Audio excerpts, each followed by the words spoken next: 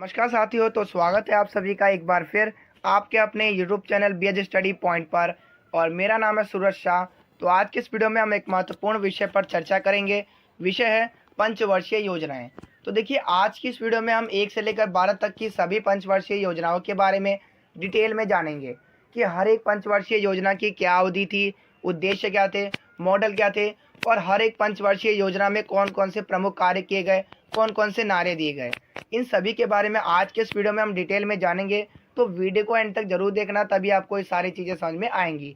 तो देखिए, आप किसी भी एग्ज़ाम की प्रिपरेशन कर रहे हो, चाहे वो यूपीएससी हो, एसएससी हो, रेलवे हो या फिर स्टेट एग्ज़ाम हो, सभी एग्ज़ाम के लिए ये टॉपिक काफ़ी ज़्यादा इंपॉर्टेंट है और इस टॉपिक से क्वेश्चन आते ही आते हैं। अगर आपको पूरे नंबर चाहिए तो आपको ये वीडियो पूरे एंड तक ज़रूर देखनी है, और यकीन मानिए इसके बाद आपको कोई दूसरी वीडियो देखने की ज़रूरत नहीं पड़ेगी। तो आइए समझते हैं कि पंचवर्षीय योजनाएं क्या थी। तो देखिए, इसके नाम से भी आपको क्लियर हो गया होगा, पंचवर्षीय यानी कि 5 साल के लिए केंद्र सरकार के द्वारा चलाई जाने वाली योजनाएं थी। ठीक है, अब ये चलाई जाती थी क्यों? क्योंकि अब इसको बंद कर दिया गया और इसके स्थान पर नीति आयोग का गठन कर दिया गया। ठीक है, अभी मैं बताऊंगा इसके बारे में डिटेल में आगे। ठीक है, तो देखिए, सबसे पहले समझ लेते हैं कि जो पंचवर्षीय योजनाएं थी ये सबसे पहले स्टार्ट कब होती है। तो ये 1951 में ये स्टार्ट होती है पंचवर्षीय योजना। अब इसमें आप 5 ऐड कर दीजिए तो आपका कितना आ जाएगा, 56 आएगा। तो जो प्रथम पंचवर्षीय योजना थी ये 1951 से लेकर 56 के बीच में चलाई गई थी। तो आपको 5-5 ऐड करते जाना है। अगर आपसे पूछा जाता है कि दूसरी पंचवर्षीय योजना, तो 56 में 5 ऐड कर दीजिए तो 61 आ जाएगा। यानी कि यहाँ पर दूसरी पंचवर्षीय योजनाएं चलाई गई थी। तो ऐसे करते करते करते करते टोटल 12 पंचवर्षीय योजनाएं चलाई गई है केंद्र सरकार के द्वारा। ठीक है, जो 12वीं पंचवर्षीय योजना थी वो आपकी 2017 में जाके खत्म हुई। ठीक है, इतनी बात आपको क्लियर है। तो देखिए, आप यहाँ पर देख सकते हैं कि यहाँ पर मैंने एक वर्ड लिखा है, योजना अवकाश। अब योजना अवकाश क्या होता है कि जब सरकार ने पंचवर्षीय योजनाएं ना चलाकर जब सरकार ने वार्षिक योजनाएं चलाई, वार्षिक योजनाएं मतलब जो वर्ष में चलती हैगी, तो जब वार्षिक योजनाएं चलाई गई तो उसको कहा गया योजना अवकाश। आई होप आपको क्लियर हो गया होगा। अब बात करते हैं कि भारत में कब कब वार्षिक यानी योजना अवकाश लगाया गया। तो देखिए, सबसे पहले 3 बार जो है भारत में योजना अवकाश चलाएगा। सबसे पहले 1966 में, फिर दूसरा आएगा 78 में, और तीसरा है 1990 के दशक में, 1990 में। ठीक है, तो देखिए, जो पहला योजना अवकाश लगाया गया था वो 1966 से लेकर 69 के बीच में लगाया गया था, जो कि 3 साल के लिए था। दूसरा योजना अवकाश 78 से लेकर 80 के बीच में लगाया गया था, जो कि 2 साल के लिए था। तीसरा योजना अवकाश 1990 से 1992 के बीच में लगाया गया था, जो कि 2 साल का था। तो देखिए, ये दोनों तो 2-2 साल के हैं, बस ये पहला वाला 3 साल का है। अब ये भी आपसे पूछा जाता है कि बताइए कि भारत में दूसरा योजना अवकाश कब लगा या फिर तीसरा योजना अवकाश कब लगा। तो देखिए, बिल्कुल भी आपको याद नहीं करना, आपको तरीका समझना आएगा।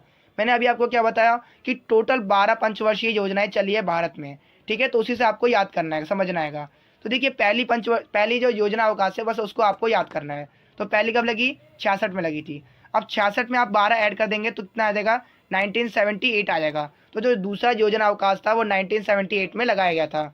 ठीक है, तो आपको क्लियर हो गया होगा ये बात। ठीक है, जो कि 2 साल के लिए लगाया गया था। अगर आपसे पूछा जाता है कि तीसरा, तो आप जो है ना 78 में भी 12 ऐड कर दीजिए तो कितना हो जाएगा, 1990 हो जाएगा। तो जो तीसरा योजना अवकाश था वो 1990 में लगाया गया था, जो कि 2 साल के लिए लगाया गया था।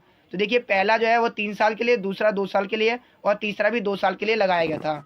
तो आपको ये क्लियर हो जाना चाहिए। ठीक है, तो देखिए, ऐसी मैंने आपको सारी चीज़ें बता दी है। अब एक एक करके बात करते हैं हर एक पंचवर्षीय योजनाओं के बारे में। तो अब बात करते हैं, इसको समझने से पहले आपको समझना आएगा योजना आयोग के बारे में। तो देखिए, योजना आयोग क्या था, आप जानते हैं कि जब भारत स्वतंत्र हुआ तो उसके सामने नियोजन की समस्या थी, तो उसने यूएसएसआर के पंचवर्षीय योजना को अपनाया। ठीक है, और जिसके तहत देश के विकास के लिए योजनाएं बनाई गई, और इसी के लिए योजना आयोग की स्थापना की गई, जिसका उद्देश्य था कि देश में जितने भी संसाधन हमारे पास उपलब्ध है उनका प्रभावी तरीके से और उचित प्रबंधन से उपयोग किया जाए। तो अब बात करते हैं कि जो योजना आयोग है जिसके तहत योजनाएं बनाई गई थी, तो इसकी स्थापना कब होती है। तो योजना आयोग की स्थापना 15 मार्च 1950 को की गई थी। आप मुझे कमेंट बॉक्स में बताइए कि निर्वाचन आयोग की स्थापना कब की गई थी। और जो योजना आयोग था, इसके जो अध्यक्ष होते हैं वो भारत के प्रधानमंत्री होते हैं। आप जानते हैं कि भारत के पहले प्रधानमंत्री थे पंडित जवाहरलाल नेहरू, जिनको पहला अध्यक्ष भी कहा जाता है योजना आयोग का। और जो पहले उपाध्यक्ष थे वो थे गुलजारी लाल नंदा। आप जानते हैं जब जवाहरलाल नेहरू की मृत्यु हो जाती है तो उसके बाद जो कार्यवाहक प्रधानमंत्री होता है वो गुलजारी लाल नंदा को ही बनाया जाता है। और उसके बाद जब लाल बहादुर शास्त्री की भी मृत्यु होती है तो उसके बाद भी गुलजारी लाल नंदा को ही कार्यवाहक प्रधानमंत्री के रूप में नियुक्त किया जाता है। ठीक है, तो मैंने आपको थोड़ी बहुत जानकारी दे दी है, ठीक है, क्योंकि काफ़ी ज़्यादा इंपॉर्टेंट जानकारी है। अब बात करते हैं हम कि ये जो योजना आयोग है ये कोई संवैधानिक निकाय नहीं है, यानी कि इसकी स्थापना जो है केंद्र सरकार के द्वारा पेश की गई एक प्रस्ताव के द्वारा किया गया था।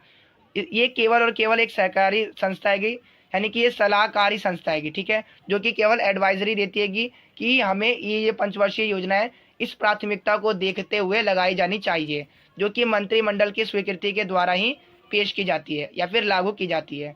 तो आई होप आपको क्लियर हो गया होगा। अब बात करते हैं कि जो राष्ट्रीय विकास परिषद है, यानी कि नेशनल डेवलपमेंट काउंसिल, जिसे कहते हैं एनडीए, एनडीए से भी आपके क्वेश्चन आते हैं कि इसकी स्थापना कब की गई। तो इसकी स्थापना की गई 6 अगस्त 1952 को। ठीक है, इसका उद्देश्य था कि जो योजना अवकाश द्वारा लागू की गई जो पंचवर्षीय योजना है वो सही तरीके से क्रियान्वित हो रही है या नहीं, इसकी समीक्षा करना एनडीए का कार्य था।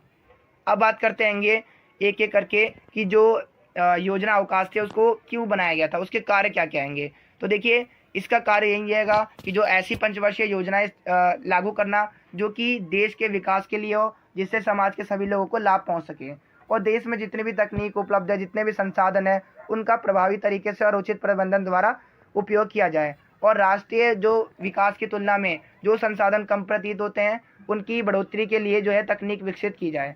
तो ये सारी चीज़ें आप देख सकते हैं यहाँ पर। तो अब बात करते हैं पंचवर्षीय योजनाओं के बारे में।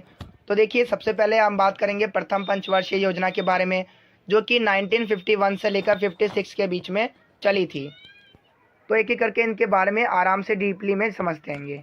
तो देखिए, इसकी अवधि क्या थी। देखिए, मैंने आपको बता रखा है कि जो फाइनेंशियल ईयर होता है वो 1 अप्रैल से स्टार्ट होता है और 31 मार्च पे ख़त्म होता है। तो इसलिए जो पंचवर्षीय योजनाओं की जो अवधि थी वो 1 अप्रैल से स्टार्ट हुई थी, यानी 1 अप्रैल 1951 से स्टार्ट हुई थी और 56 में जाके ये ख़त्म हुई थी। अगर आपको बस ये डेट भी याद रहती है तो भी चलेगा, ठीक है। 51 से लेकर 56 तक ये प्रथम पंचवर्षीय योजना चलाई गई थी। बात करते हैं इसके उद्देश्य क्या थे या फिर इसमें किसको प्राथमिकता दी गई थी। तो कृषि के विकास पर इसमें बल दिया गया था। मॉडल भी आपसे एग्जाम में पूछे जाते हैं, तो हैरोल्ड डोमर मॉडल पर ये आधारित था। इस पंचवर्षीय योजना में कौन कौन से प्रमुख कार्य किए गए, तो इसमें कृषि पर बल दिया गया, भूमि सुधार पर बल दिया गया, इसके अलावा बांध परियोजना और जो सिंचाई के क्षेत्र है उसमें निवेश किया गया, और बांधों का भी काफ़ी ज़्यादा निर्माण किया गया। जैसे कि आप जानते हैं जो हीराकुंड बांध हो गया, नर्मदा घाटी का जो बांध हो गया, ये सारी बांधों का निर्माण इसी पंचवर्षीय योजना के दौरान किया गया था। अब बात करते हैं द्वितीय पंचवर्षीय योजना के बारे में। उससे पहले आपको ये समझना है कि एक स्टेटमेंट आप में आ जाती है कि कभी कभी एग्जाम में, कि जो हमारे भारत के जब ये योजना तैयार की जा रही थी तो उस समय भारत के एक अर्थशास्त्री थे जिनका नाम था के.एन. राज। तो उन्होंने एक सुझाव दिया था कि भारत को अगले 2 दशकों तक, 2 दशक मतलब 20 साल, ठीक है, 1 दशक में मतलब 10 साल, तो 2 दशक मतलब 20 साल तक भारत को अपने विकास की गति को धीमा रखना चाहिए। तो आप में कभी कभी स्टेटमेंट आ जाती है कि बताइए ये कथन किसके द्वारा कहा गया, तो आंसर रहेगा के.एन. राज के द्वारा ये कथन कहा गया था। ठीक है, तो आपको ये थोड़ी सी बातें याद रखनी है। अब बात करते हैं द्वितीय पंचवर्षीय योजना के बारे में। तो देखिए, द्वितीय पंचवर्षीय योजना जिसकी अवधि थी 1956 से लेकर 61 के बीच में। अब बात करते हैं इसके मॉडल पे, तो ये पीसी महाल नौबिस मॉडल पर आधारित था। ठीक है, इसके उद्देश्य या फिर प्राथमिकता की बात की जाए तो देखिए, मैंने आपको बताया था कि प्रथम पंचवर्षीय योजना में कृषि पर बल दिया गया, लेकिन द्वितीय पंचवर्षीय योजना में लोगों को लगा कि हमें कृषि के साथ साथ हमें उद्योगों पर भी बल दिया जाना चाहिए। तो इसलिए जो भारी उद्योग थे और जो औद्योगिक विकास था इस पर बल दिया गया द्वितीय पंचवर्षीय योजना के दौरान। ठीक है, अब बात करते हैं इसके प्रमुख कार्यों के बारे में कि कौन कौन से कार्य किए गए इस पंचवर्षीय योजना के दौरान। तो देखिए, सबसे पहला है जो दुर्गापुर, आप जानते हैं दुर्गापुर जो कि एक लौह इस्पात उद्योग है, तो वो ब्रिटेन की सहायता से बंगाल में स्थापित किया गया था। इसके अलावा राउरकेला जो कि उड़ीसा में है वो जर्मनी की सहायता से स्थापित किया गया था। भिलाई छत्तीसगढ़ में रूस की सहायता से स्थापित किया गया था, और बोकारो झारखंड में रूस की सहायता से स्थापित किया गया था। ठीक है, आपको ये पता होना चाहिए। और मैं आपको बता दूं कि इसी पंचवर्षीय योजना के दौरान भारत में भारत सहायता क्लब की स्थापना होती है। तो आपको ये कुछ बातें ध्यान में रखनी है। अब बात करते हैं तीसरी पंचवर्षीय योजना के बारे में। तो देखिए, तीसरी पंचवर्षीय योजना जिसका टाइम पीरियड था 1961 से लेकर 1966। अगर मॉडल की बात की जाए तो ये पीसी महालनोबिस मॉडल और चक्रवर्ती मॉडल पर ये आधारित था। देखिए, ये वही पीसी महालनोबिस मॉडल है जो कि दूसरी पंचवर्षीय योजना का मॉडल था। अगर बात करते हैं कि इस पंचवर्षीय योजना में किसको प्राथमिकता दी गई, तो देखिए आपको समझना होगा कि जो पहली पंचवर्षीय योजना थी उसमें कृषि के विकास के लिए कृषि को प्राथमिकता दी गई थी ताकि कृषि का विकास किया जा सके, लेकिन कृषि का पूरी तरीके से विकास नहीं हो पाता है। फिर दूसरी पंचवर्षीय योजना आती है जिसमें उद्योगों के विकास पे बल दिया जाता है, उद्योगों को प्राथमिकता दी जाती है, लेकिन उद्योगों का भी ठीक तरीके से विकास नहीं हो पाता है। फिर आती है तीसरी पंचवर्षीय योजना। तो सभी जितने भी अर्थशास्त्री थे, जितने भी विशेषज्ञ थे, सभी की इस बात पे सहमति बैठती है कि हमें इस बार कृषि और उद्योग दोनों को साथ में लेकर चलना होगा, तभी हम आत्मनिर्भर बन पाएंगे। तो आई होप आपको क्लियर हो गया होगा कि जो तीसरी पंचवर्षीय योजना थी उसमें कृषि उद्योग पर बल दिया गया था, इसके साथ साथ आत्मनिर्भरता पर भी बल दिया गया था। तो अब बात करते हैं कि तीसरी पंचवर्षीय योजना के दौरान कौन कौन सी घटनाएं घटित होती है। यानी तीसरी पंचवर्षीय योजना जो कि 1961 से लेकर 66 तक चली, तो 61 से 66 के बीच में कौन कौन सी भारत में घटनाएं घटित होती है। तो देखिए सबसे पहली हमारा 1962 में चीन के साथ युद्ध हो जाता है। उसके बाद 27 मई 1964 को हमारे भारत के प्रधानमंत्री जवाहरलाल नेहरू की मृत्यु हो जाती है। उसके बाद हमें 65 में दोबारा से पाकिस्तान के साथ युद्ध करना पड़ता है।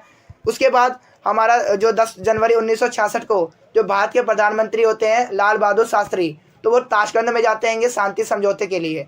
उसके अगले ही दिन यानी 11 जनवरी 1966 को हमारे भारत के प्रधानमंत्री लाल बहादुर शास्त्री की मृत्यु हो जाती है। देखिए ये वही लाल बहादुर शास्त्री थे जिन्होंने नारा दिया था जय जवान जय किसान का। आपके एग्जाम में ये भी पूछा जाएगा।